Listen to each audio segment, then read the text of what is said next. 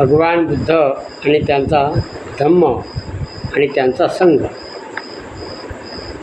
भगवान बुद्ध यांचं तत्त्वज्ञान या त्रय गोष्टीवर आधारलेलं आहे.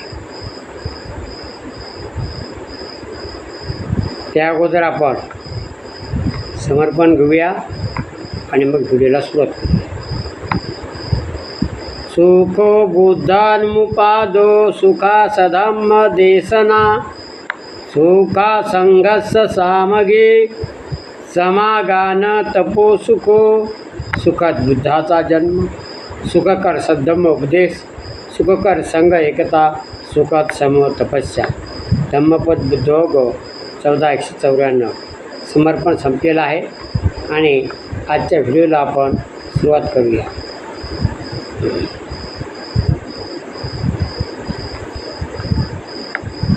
तर त्या दिवशी आपण मागच्या व्हिडिओमध्ये आपण काही प्रश्न आणि उत्तरं घेतलेली आहेत, बौद्ध धर्मावरील प्रश्न उत्तरे. तर पहिला प्रश्न आहे, पंचरंगी ध्वजाचा क्रमवार रंग सांगा. तर त्याचं उत्तर असं आहे, नंबर 1 निळा, नंबर 2 पिवळा, नंबर 3 लाल, नंबर 4 पांढरा, नंबर 5 नारंगी. हे धम्मध्वजाचे 5 रंग आहेत. हे बौद्ध अनुयायांना ज्ञात असलं पाहिजे.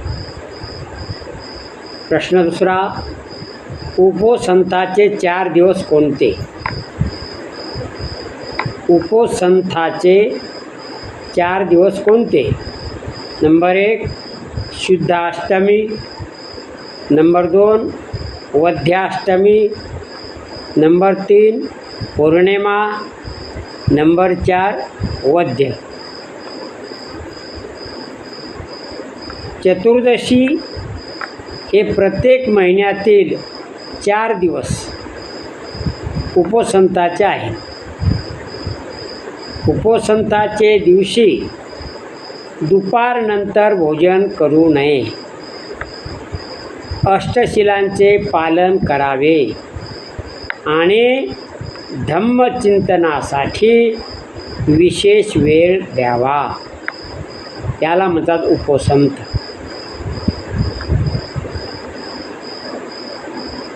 पुढील प्रश्न आहे, भगवान बुद्धाच्या काळात असलेली भिक्खूंची नावे सांगा.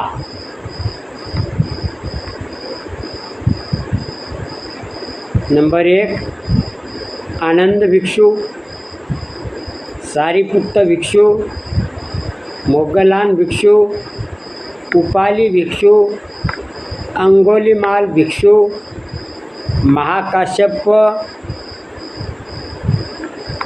भिक्षू, रठ्ठपाल इत्यादी.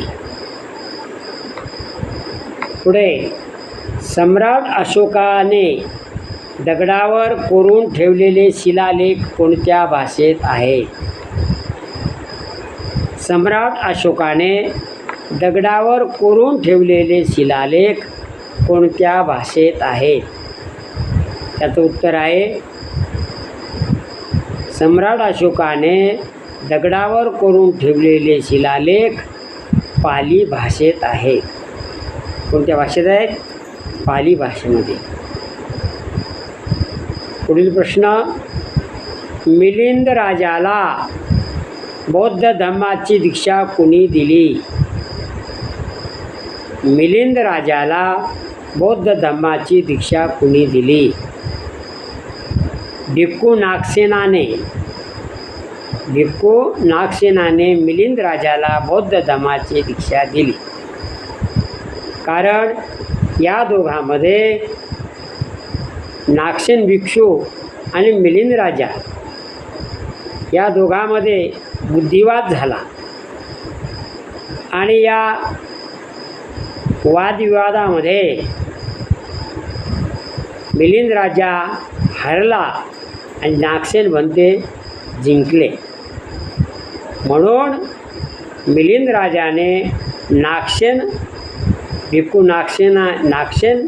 यांच्या हस्ते बौद्ध धम्माची दीक्षा घेतली. म्हणून बाबासाहेबांना जे औरंगाबादला जे मिलिंद कॉलेज काढलेलं आहे आणि जो परिसर आहे त्या परिसराला नागसेन वन हे नाव दिलेलं आहे. याचं कारणच असं आहे की बाबासाहेबांचं म्हणणं असं होतं, नागसेन भिक्खूसारखे विद्यार्थी आणि मिलिंद राजासारखे विद्यार्थी माझ्या या कॉलेजमधून निर्माण व्हावेत, हा बाबासाहेबाचा मिलिंद कॉलेज नाव ठेवण्याचा उद्देश आणि नागसेन त्या परिसराचं नाव नागसेन वन ठेवलेलं आहे. पुढील प्रश्न, भारताला दुर्बल करणारी जातीयता मुख्यतः कोणत्या ग्रंथाने निर्माण केली? भारताला दुर्बल करणारी जातीयता मुख्यतः कोणत्या ग्रंथाने निर्माण केली? त्याचं उत्तर आहे, भारताला दुर्बल करणारी जातीयता मुख्यतः मनुस्मृती नावाच्या ग्रंथाने केलेले आहे. मनुस्मृती नावाचा ग्रंथ. पुढील प्रश्न आहे, 20व्या शतकातील महत्त्वाच्या भिक्खूची नावे सांगा. 20व्या शतकातील महत्त्वाच्या भिक्खूंची नावे सांगा. नंबर 1, श्रीलंकेचे अनागारिक धम्मपाल. नंबर 2, पाली भाषेचे पहिले प्राध्यापक धम्मानंद कोसंबी. नंबर 3, बाबासाहेबांना धम्मदीक्षा देणारे महास्थवीर चंद्रमणीजी भिक्षू. नंबर 4, महापंडित राहुल संस्कृतायन. नंबर 5, नागपूर दीक्षाभूमीवर राहिलेले भदंत आनंद कौशल्यान. नंबर 6, लखनौचे बौद्धानंद महास्थवीर. आणि 7, त्रिपिटकाचार्य भिक्खू धम्मरक्षित.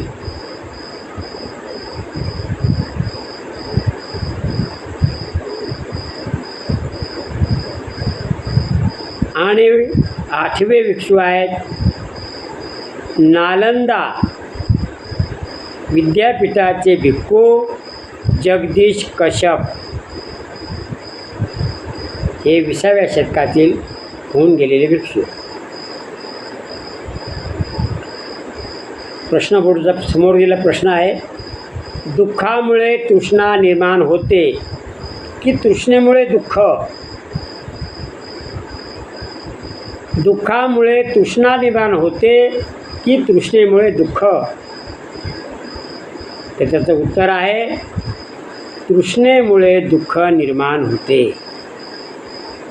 समजा एखाद्या माणसाला तहान लागली आणि त्याला पाणीच मिळालं नाही तर तो दुःखी होतो, नाही का?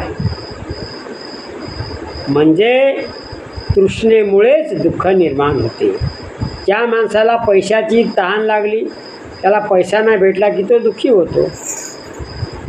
म्हणजे ज्या गोष्टीची माणसाला आवड मनापासून आवडते ती गोष्ट नाही मिळाली म्हणजे दुःख निर्माण होते, म्हणजे तृष्णा. मग तृष्णेचे अनेक प्रकार आहेत, तृष्णा वेगवेगळ्या प्रकारचे. पुढील प्रश्न, भारताचे प्राचीन नाव काय होते? भारताचे प्राचीन नाव काय होते? तर त्याचं उत्तर आहे, भारताचे प्राचीन नाव जम्बूद्वीप असे होते.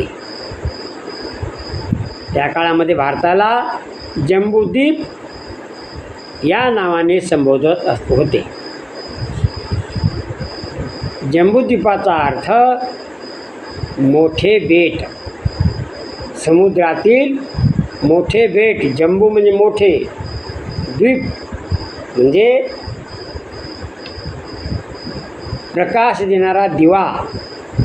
जम्बूद्वीप म्हणजे जगाला प्रकाश देणारं असं ते बेट, जम्बूद्वीप, मोठं द्वीप. अशा प्रकारे आज आपण एवढे प्रश्न घेतले आहेत. पुढील प्रश्न बाबासाहेबांच्या जीवनावर आहेत. तर नंबर 1 आहे, डॉक्टर बाबासाहेब आंबेडकरांना कोणकोणत्या पदव्या मिळाल्या? डॉक्टर बाबासाहेब आंबेडकरांना कोणकोणत्या पदव्या मिळाल्या? याचं उत्तर आहे, डॉक्टर बाबासाहेब आंबेडकरांना MA, PhD, DSc, beret law, LLD, delete, Bharat Ratna ह्या पदव्या मिळाल्या.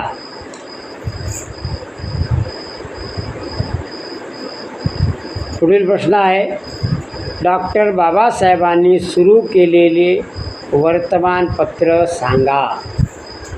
बाबासाहेबांनं सुरू केलेले वर्तमानपत्र सांगा. नंबर 1 मूकनायक, नंबर 2 बहिष्कृत भारत, नंबर 3 समता, नंबर 4 जनता, नंबर 5 प्रबुद्ध भारत, नंबर 6 धर्मयान. ही वर्तमानपत्रे डॉक्टर बाबासाहेबांनी सुरू केली. किती पत्र? 5 वर्तमानपत्र बाबासाहेबांनं आपल्या हयातीमध्ये काढलेली होती. 6 बाबासाहेबांनी कोणती महाविद्यालये स्थापन केली? डॉक्टर बाबासाहेबांनी कोणती महाविद्यालये स्थापन केली? नंबर 1 सिद्धार्थ महाविद्यालय मुंबई 1. नंबर 2 मिलिंद महाविद्यालय औरंगाबाद.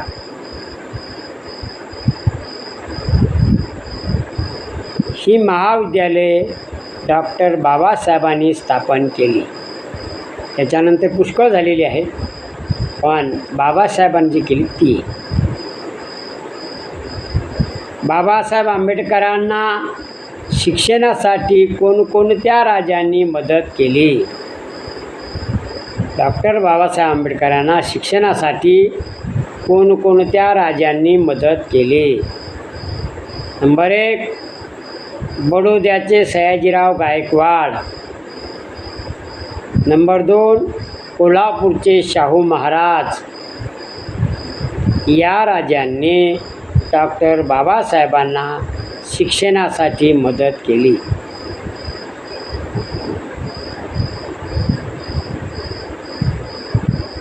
प्रश्न, डॉक्टर बाबासाहेबांच्या ग्रंथाची नावे सांगा. बाबासाहेबांनी लिहिलेली ग्रंथ, त्या ग्रंथाची नावे सांगा. नंबर 1 भारतातील जाती, नंबर 2 जातीभेदाचे उच्चाटन, नंबर 3 पाकिस्तानवरील विचार, नंबर 4 अस्पृश्य मूळचे कोण, 5 गांधी काँग्रेस अस्पृश्यासाठी काय केले? गांधी काँग्रेसने अस्पृश्यासाठी काय केले? प्रश्न 6 शूद्र पूर्वी कोण होते? नंबर 7 भगवान बुद्ध व त्यांचा धम्म. नंबर 8 हिंदू धर्माचे कोडे आणि भारताचे संविधान इत्यादी ग्रंथ डॉक्टर बाबासाहेब आंबेडकरांनी लिहिलेले आहेत. डॉक्टर बाबासाहेबांच्या सरकारी कार्यालयाची नावे सांगा. बाबासाहेबांच्या सहकारी कार्यकर्त्याची नावे सांगा. म्हणजे बाबासाहेबाला त्या काळात त्यांनी सहकार्य केलं, मदत केली, त्या कार्यकर्त्याची नावे सांगा. Number 1 Dadasaheb Gaikwad Nashik, N Shivraj Chennai. Number 3 barrister Rajabhau Khobragade Chandrapur, Babuji Awale Nagpur, पाना राजभोज पुणे. 6 BC कांबळे मुंबई, शंकरराव खरात पुणे. 8 RD भंडारे मुंबई. 9 दाता रुपवते नगर आणि 10 BS मोरे मराठवाडा इत्यादी. हे 10 लोकांची नावं इथे आपल्याला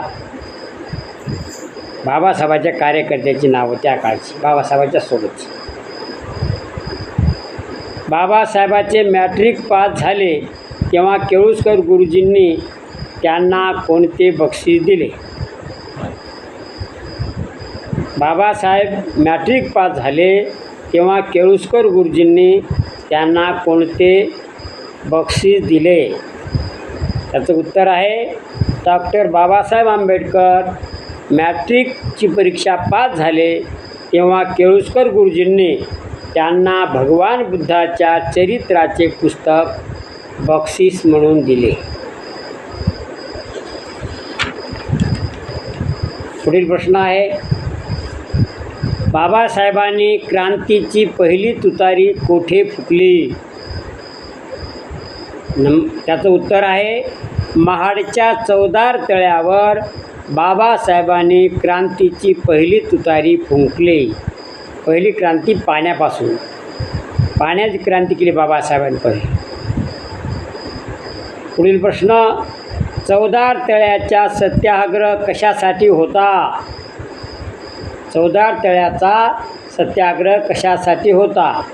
त्याचं उत्तर आहे चवदार तळ्याचे पाणी पिण्याचा हक्क इतर लोकांप्रमाणेच अस्पृश्य लोकांनाही मिळावा यासाठी तो सत्याग्रह होता. म्हणजे आम्ही माणसं आहोत, आम्हाला माणसासारखं पाणी पिऊ द्या. जनावराला पिऊ देत आपण, माणसाला पिऊ देत ना. नंबर 10 डॉक्टर बाबासाहेबांनी कोणता ग्रंथ जाळला? बाबासाहेबांनी कोणता ग्रंथ जाळला? बाबासाहेबांचं ग्रंथाचे वेडे होते. बाबासाहेबांनी ग्रंथासाठी राजगृह बांधले. मग असा कोणता ग्रंथ होता की बाबासाहेबांनी तो जाळला? डॉक्टर बाबासाहेबांनी मनुस्मृती ग्रंथ जाळला. कारण तो मानवामध्ये भेद करणारा होता, विषमता पसरवणारा होता, जातीयता पसरवणारा होता. म्हणून बाबासाहेबांनी तो ग्रंथ जाळला. स्त्रियांना समान हक्क मिळावे म्हणून डॉक्टर बाबासाहेबांनी कोणते बिल तयार केले? स्त्रियांना समान हक्क मिळावे म्हणून डॉक्टर बाबासाहेबांनी कोणते बिल तयार केले? स्त्रियांना समान हक्क मिळावे म्हणून बाबासाहेबांनी हिंदू कोड बिल तयार केले. कोणतं बिल तयार केलं? हिंदू कोड बिल तयार केलं स्त्रियांना समान हक्क मिळण्यासाठी. डॉक्टर बाबासाहेबांना घटनाकार का म्हणतात? त्याचं उत्तर आहे त्यांनी आपल्या भारताची राज्यघटना लिहिली म्हणून त्यांना घटनाकार म्हणतात. डॉक्टर बाबासाहेबांनी कोणाकडून बौद्ध धर्माची दीक्षा घेतली? बाबासाहेबांनी कुणाकडून बौद्ध धम्माची दीक्षा घेतली? त्याचं उत्तर आहे डॉक्टर बाबासाहेबांनी महास्तवीर चंद्रमणी यांचेकडून बौद्ध धम्माची दीक्षा घेतली. बाबासाहेबांनी नागपूरला जेथे धम्मदीक्षा घेतली त्या जागेला आता काय म्हणतात? डॉक्टर बाबासाहेबांनी जेथे धम्मदीक्षा घेतली त्या जागेला आता दीक्षाभूमी म्हणतात. अशा प्रकारे आजचे प्रश्न आपण इथे थांबूया. उर्वरित भाग पुढील व्हिडिओमध्ये घेऊ. सर्वांचं मंगल हो. तेरा मंगल मेरा मंगल सबका मंगल होई रे. जन जन मंगल जन जन मंगल जन जन मंगल होई रे. सर्वांचं मंगल हो. गंभीर खंडारी यूट्यूब चॅनल, या चॅनलवर बौद्ध धर्मावरील प्रवचने, बौद्ध धर्मावरील व्हिडिओ आपण बनवत असतो. म्हणून आपण गंभीर खंडारी यूट्यूब चॅनलला लाईक, सबस्क्राईब करावं, शेअर करावं आणि कॉमेंटसुद्धा कराव्यात, जेणेकरून मी जे आपणाला व्हिडिओ टाकत आहे ते आपल्यापर्यंत कुठपर्यंत पोहोचतात, आवडतात काय, काही माणसाला यातून घेण्यासारखं आहे काय. असो. सर्वांचं मंगल हो. जय भीम, नमो बुद्धाय, जय संविधान, जय भारत. पुन्हा भेटूया दुसऱ्या व्हिडिओमध्ये. तोपर्यंत सर्वांचं मंगल हो.